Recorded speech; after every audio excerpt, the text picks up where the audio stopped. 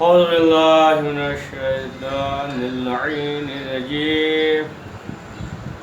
بسم اللہ الرحمن الرحیم۔ السلام علیکم۔ آج نماز شب کے سلسلے سے کچھ گفتگو کرنی ہے۔ دیکھیں، نماز شب کے لیے معصومین علیہ السلام نے بہت تاکید کی ہے، اور خود چھٹے امام نے فرمایا ہے کہ اگر تم پریشان ہو رزق کے مسئلے میں، اگر چاہتے ہو کہ رزق میں اضافہ ہو، اگر درد و غم ہے، کسی مصیبت میں مبتلا ہو، تو پھر تمہیں چاہیے کہ نماز شب پڑھو۔ نماز شب سے جو ہے تمام مشکلیں، تمام پریشانیاں دور ہوتی ہیں۔ اگر انسان بد اخلاق ہے، اخلاق اس کا اچھا نہیں ہے نا، تو اسے چاہیے کہ نماز شب پڑھے۔ اب نماز شب کی بہت زیادہ فضیلت ہے، اتنی فضیلت ہے کہ خود چھٹے امام فرماتے ہیں کہ پروردگار نے ہر ایک کا ثواب معین کر دیا ہے، قرآن میں اس کا ثواب معین کر دیا ہے، لیکن نماز شب کا ثواب معین نہیں کیا، یعنی اس قدر جو ہے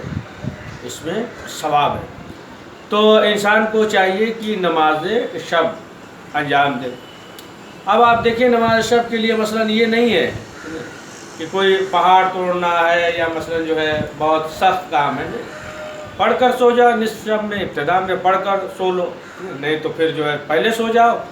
اور پھر جو ہے صبح شادی کے وقت اذان سے پہلے بیدار ہو جاؤ۔ اور بہترین وقت جو ہے اس کے لیے یہی ہے کہ بہتر یہ ہے کہ اذان صبح سے پہلے پڑھے اور صبح کی اذان تک ملا دے نماز شب۔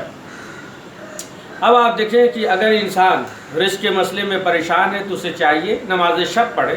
پھر نماز شب پڑھ رہا ہو، معصومین نے فرمایا پھر اگر وہ کہے کہ ہم جو ہے بھوکے ہیں، تو امام معصومین نے فرمایا کہ وہ شخص جو ہے جھوٹا ہے، جو یہ کہے کہ نماز شب پڑھتے بھوکے ہیں۔ یا مثلا جو ہے نماز شب کا بعض انسان جو ہے ارادہ کرتا ہے اور ارادہ کرنے کے بعد نہیں پڑھ سکتا، تو جیسا کہ جب ایک شخص نے معصومین سے سوال کیا کہ ہم جو ہے نماز شب پڑھنا چاہتے ہیں، ارادہ کرتے ہیں، چاہتے ہیں کہ نماز شب پڑھیں، ارادہ کرتے ہیں، لیکن اس کے باوجود ہم نماز شب نہیں پڑھ سکتے، نہیں پڑھ پاتے، تو امام نے کہا اپنے اعمال کی طرف نگاہ کرو، غور کرو، یعنی تمہارے گناہ ہیں کہ جس کی وجہ سے تم اس چیز سے محروم ہو۔ اسی لیے معصومین نے فرمایا، چھٹے امام نے فرمایا کہ جس طریقے سے چاقو گوشت پہ اثر کرتا ہے، اسی طریقے سے گناہ اس سے بھی زیادہ اثر کرتا ہے گوشت پہ۔ تو اب آپ دیکھیں کہ یہ نماز شب ہے کہ انسان جب پریشان ہو، رزق کا مسئلہ ہو، تو اسے چاہیے کہ نماز شب پڑھے، ہے نا۔ اور چیزیں بھی ہے، جیسا کہ تحفہ احمدیہ میں ہے نا، رسول اسلام نے فرمایا کہ اگر انسان جو ہے سورہ ذاریات کی تلاوت کر رہا ہو تو پھر وہ پریشان نہیں ہوگا، ہے نا، رزق کے مسئلے میں۔ یہاں تک معصومین علیہ السلام نے فرمایا کہ جو ہوا چلتی ہے نا، ہوا اس کی موافقت میں، تو پھر جو ہے جتنی ہوا چلتی ہے تو اس کے نامہ اعمال میں حسنات لکھا جاتا ہے۔ اور چھٹے امام نے فرمایا کہ اگر سورہ ذاریات کی تلاوت کر رہا ہے تو پھر اس کا قبر منور ہو جائے گا، اس کا قبر منور ہو جائے گا۔ جب رات میں سوئے گا تو پھر جو ہے ملائکہ اس کی طرف سے استغفار کریں گے۔ تو معصومین نے کیا فرمایا، چھٹے امام نے کیا فرمایا کہ اگر رزق میں تم پریشان ہو تو سورہ ذاریات کی تلاوت کرو تو تمہارے رزق میں اضافہ ہوگا، برکت ہوگی، ہے نا، رزق جو ہے کثیر ہوگا، کبھی جو ہے تم رزق کے مسئلے میں پریشان نہیں رہو گے، یعنی تم بھی، تمہارا خانوادہ بھی۔ تو اس کے لیے یہاں تک معصومین نے چھٹے امام نے فرمایا کہ اگر جو ہے نا ایسا موقع ہو کہ عورت جو ہے حمل سے ہو اور درد زدہ ہو، تو پھر ایسے موقع پہ اگر جو ہے سورہ ذاریات کو لکھ کر اس کے گلے میں ڈال دیا جائے، پہنا دیا جائے، تو بہت آسانی سے، ہے نا، وضع حمل ہو جاتا بہت آسانی سے۔ یہاں تک یعنی بہت سے اعمال اور عبادات اور سورہ اور جو ہے معصومین علیہ السلام نے جو فرمایا اگر انسان اس پہ عمل کرے تو انسان پریشان نہیں رہ سکتا۔ یا مثلا سورہ یاسین کے بارے میں بھی ہے نا، معصومین علیہ السلام نے فرمایا سورہ، اس میں جو ہے تحفہ احمدیہ میں ہے کہ اگر جو ہے انسان اس کی تلاوت کر رہا ہے، اگر مغرب سے پہلے دن میں کر رہا ہے تو کبھی بھی پریشان نہیں ہوگا، اس دن میں جو ہے اس کے رزق میں اضافہ ہوگا۔ شب کو اگر پڑھ کر سو رہا ہے تو اس کے رزق میں اضافہ ہوگا۔ تمام آفات و بلیات پریشانی جو ہے اس کے اولاد، اس کے گھر والے، تمام چیزوں سے محفوظ رہیں گے، رزق میں اضافہ ہوگا۔ رسول اسلام نے فرمایا کہ اگر گمشدہ چیز کے لیے اگر پڑھا جائے تو گمشدہ چیز مل جائے گی، اگر کنوارا ہو، شادی نہ ہوئی ہو، اگر پڑھے تو اس کی شادی ہو جائے گی، بھوکا ہے پڑھے تو سیراب ہو جائے، پیٹ بھر جائے گا، پیاسا سیراب ہو جائے گا، لباس نہیں تو لباس مہیا ہو جائے گا۔ تو بہت جو ہے اس کے جو ہے دنیا اور آخرت کے فوائد ہے۔ تو اب آپ دیکھیں کہ رزق کے مسئلے میں جیسا کہ معصومین نے فرمایا کہ نماز شب پڑھے چھٹے امام نے تو اس کے رزق میں اضافہ۔ تو نماز شب کا طریقہ یہ ہے، جو نماز شب ہے، نماز شب 8 رکعت ہے، سمجھا؟ غور سے سنے، بہت دقیق بات، سب کو معلوم ہے بچوں کے لیے۔ نماز شب 8 رکعت ہے، اور یہ جو ہے 8 رکعت نماز شب کی نیت سے پڑھیں گے، نماز شب کی نیت سے۔ اب جو ہے الحمد پڑھ کر ہے نا، اگر اکتفا کر رہا ہے تو کوئی حرج نہیں ہے، الحمد پڑھ لیا، یا الحمد اور سورہ پڑھے، بہتر ہے کہ الحمد اور اس کے بعد سورہ پڑھے۔ تو نماز شب کی پہلی 2 رکعت میں ہے نا پڑھ سکتا ہے، اسے چاہیے، بہتر ہے کہ الحمد کے بعد پہلی رکعت میں 3 مرتبہ سورہ توحید پڑھے، قل هو اللہ احد، 3 مرتبہ، اور دوسری رکعت میں، نماز شب کی دوسری رکعت میں الحمد کے بعد سورہ قل یا ایھا الکافرون یہ پڑھے۔ اور اس کے بعد جو 6 رکعت ہے نماز شب، 8 رکعت ہوتا ہے نا، 8 2 ہو گیا، اب جو 6 ہے تو اب اس میں جو ہے مثلا وہی الحمد میں اکتفا کرتا ہے، کوئی سورہ چاہے تو کوئی سورہ پڑھ لے، ہے نا، لیکن جو ہے بہتر یہ ہے کہ جو بھی ہے نا لمبے سورہ ہے پڑھے، مثلا الحمد کے بعد سورہ انعام پڑھے، یا سورہ کہف پڑھے، یا سورہ یاسین پڑھے، سورہ صافات پڑھے، یا کوئی بھی سورہ چاہے پڑھے، اور پڑھنے کے بعد پھر اس کے بعد جب 6 رکعت یہ نماز پڑھ لے 2 رکعت ہو، یعنی 2 کر کے پڑھے گا، 8 رکعت نماز 2 رکعت کر کے پڑھے گا صبح کی نماز کی طرح، اور اس کے بعد جو ہے تشہد اور سلام، اور اس کے بعد پھر دعا کرے، ہے نا، دعا پڑھے، تفسیر سے بھی ہے۔ اب اس کے بعد 2 رکعت نماز شفا ہے نا، 2 رکعت نماز شفا، یہ 8 رکعت نماز شب اور 2 رکعت نماز شفا، 1 رکعت نماز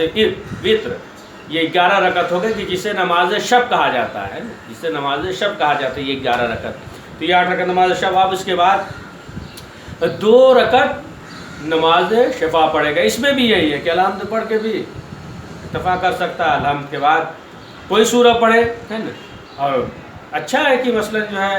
الحمد کے بعد جیسا کہ ذکر ہوا ہے کہ الحمد کے بعد سورہ فلق پڑھے، اور دوسری رکعت میں سورہ والناس الحمد کے بعد پڑھے، نماز شفا۔ تو اس میں قنوت نہیں ہے، اور اگر رجا کی نیت سے پڑھے تو کوئی حرج نہیں، رجا کی نیت سے پڑھ سکتا ہے، اس میں کوئی حرج نہیں، لیکن اس میں قنوت نہیں ہے۔ اب اس کے بعد نماز وتر ہے، یہ 1 رکعت وتر کی نیت سے 1 رکعت پڑھے گا تکبیرۃ الاحرام کہنے کے بعد۔ اب اس کے بعد جو ہے الحمد، اس کے لیے الحمد پڑھ لے، اتفاق کر سکتا ہے، الحمد کے بعد جو ہے کوئی سورہ پڑھے، لیکن بہتر یہ ہے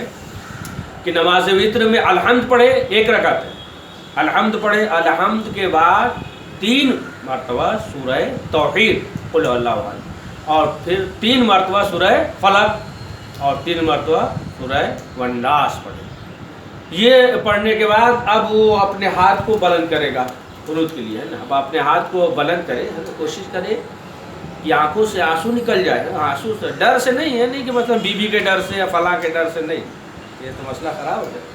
یعنی خوف خدا کی وجہ سے آنسو نکل جائے، ہے نا، تو پھر ایسے موقع معصومین نے فرمایا کہ اگر آنکھوں سے آنسو نکلے خوف خدا سے، پھر جو ہے اگر انسان دعا کرے تو اس کی دعا فوراً قبول ہے۔ چھٹے امام نے فرمایا کہ 3 موقع ایسا ہے کہ ضائع نہ ہونے دو، ایک جب جلد کانپنے لگے، رواں کانپنے لگے اس وقت، اور جب دل میں خوف خدا پیدا ہو جائے، اور تیسرا موقع کہ جب خوف خدا سے آنکھوں سے آنسو نکلنے لگے تو فوراً دعا کرو، اس وقت دعا جو ہے پروردگار منظور کرتا ہے، نامنظور دعا نہیں ہو۔ 12 تو ہاتھ بلند کرے، اور جو ہے اس کے بعد جو ہے قنوت پڑھے، ہے نا، لا الہ الا اللہ الحلیم الکریم، لا الہ الا اللہ العلی العظیم، سبحان اللہ رب السماوات السبع ورب الارضین السبع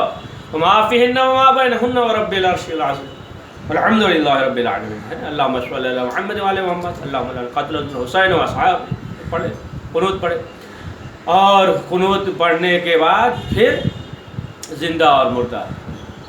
مومنین کا نام لے، اللہم اغفر، اس کا نام لے لے، مغفرت کرے، اس کا نام جو ہے فلاں بن فلاں بن فلاں ہے، باپ کا نام نبی نہ معلوم ہو تو اس مومن کا نام لے، زندہ یا مردہ 40 مومن کا نام لے، اور اس کے بعد 70 مرتبہ استغفار کرے، ہے نا، استغفر اللہ استغفر اللہ، ہے نا، استغفر اللہ ربی واتوب الیہ، یہ جو ہے 70 مرتبہ پڑھے۔ پھر اس کے بعد جو ہے اور دعا ہے نا، اللہم صلی علی لا الہ الا انت، دعا تفصیل سے دعا پڑھے، استغفار کرے، پھر جو ہے 100 مرتبہ اللہم اغفر، ہے نا، مغفرت فرما، یہ جو ہے 300 مرتبہ، یہ جو ہے 300 مرتبہ پڑھے، اللہم اغفر لی 300 مرتبہ پڑھے، اور پھر اس کے بعد وہی رکوع بجا لائے، اور پھر جو ہے سجدہ بجا لائے، تشہد پڑھے، سلام پڑھے، نماز کو تمام کرے، پھر تسبیحات زہرا پڑھے، پھر سجدہ شکر بجا لائے، اور جو ہے پروردگار کی بارگاہ میں دعا کرے تو اس کی دعا قبول ہوتی ہے، اس کی دعا جو ہے رد نہیں ہوتی۔ تو اگر نماز